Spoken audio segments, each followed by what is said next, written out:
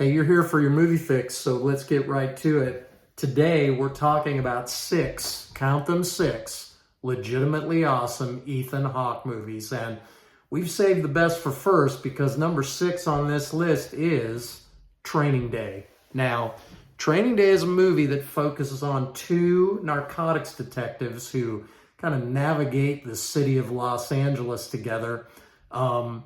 That's all I want to tell you about this movie right now, so you can kind of experience it for yourself.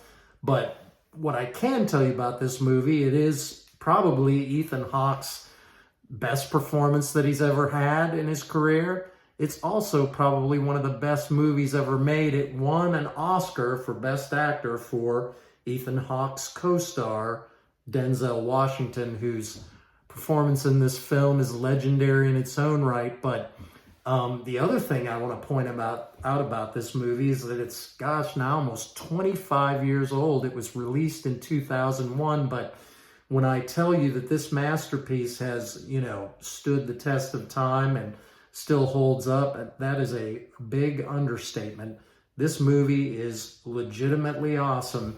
And when I talk to younger film goers about this film, it surprises me how many of them either haven't seen it or never have even heard of Training Day. So I'm going to tell you what I tell them. If you fall into that category, you need to see this film. In fact, as soon as you finish this video today, you should look into a way to stream Training Day or watch it because it is that good. So, all right, let's move on to number 5 on our list. It's called The Purge. Now, this is the first Purge movie in the series of Purge movies, if you've heard about it. The Purge sequels and these films are basically a franchise, and it was started here. Now, this movie's not called The First Purge, it's called just The Purge. The First Purge is actually kind of a prequel to the other films, and but it's not this movie. Now, I have not seen The First Purge. I would like to see it. In fact, one of the things I'd like to do after I do see it, because I have seen the rest of the Purge movies, is to kind of rank them. And if you'd like to see that, please note it in the comments. But The Purge, which is the Ethan Hawke movie, is a very good film. I will tell you, though, it's certainly intense. It's suspenseful. It's a thriller. It's got some horror aspects. So, it's a serious film, but Ethan Hawke lending his star power to this film. And, from what I've heard, if Mr. Hawke, I should say, has, passion or enthusiasm for a project, he's definitely willing to lend his star power to this. And he definitely did it for this film. It's got a great additional cast. Lena Headey from Game of Thrones also stars in this film. This is a film that was riveting. It will keep you engaged.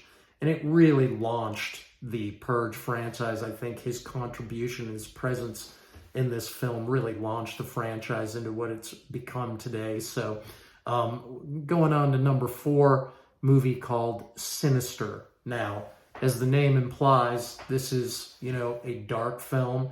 It also has some horror elements. It's about Ethan Hawke moving into a house where some things that happened in the past that he kind of slowly discovers. And again, I don't want to tell you much more about this movie, but I will tell you it is another, very watchable movie. Just be aware of the kind of movie that it is before you start watching it, because it's a gritty movie. It's scary, legitimately scary. The director, Scott Derrickson, he and Ethan Hawke really made a legitimately, scary film here. It's definitely worth seeing. And the reason that I mention Scott Derrickson's name is that brings us to the next movie on our list, number 3, The Black Phone, which was also directed by Scott Derrickson. Ethan Hawke and this director work very well together, but I'll tell you, the films they make are also, again, center upon relatively dark subject matter, and The Black Phone is no different from Sinister in that respect. I want you to be aware of that. Are both these movies 2 of Ethan Hawke's best? Yes, undoubtedly, and that's why I'm recommending them to you. But The Black Phone, Ethan Hawke does not play the hero. In fact, he plays a pretty bad dude in this movie, which is also kind of, off stereotype for the roles Ethan Hawke usually plays, but does he play a good bad guy in this movie? Yes, he does. And The Black Phone, without, again, telling you too much about it so you can discover the movie for yourself, is about a phone that's in Ethan Hawke's house that appears to have some kind of interdimensional supernatural ability to communicate. So I'll leave it at that, but like I say, this is definitely one of Ethan Hawke's better movies.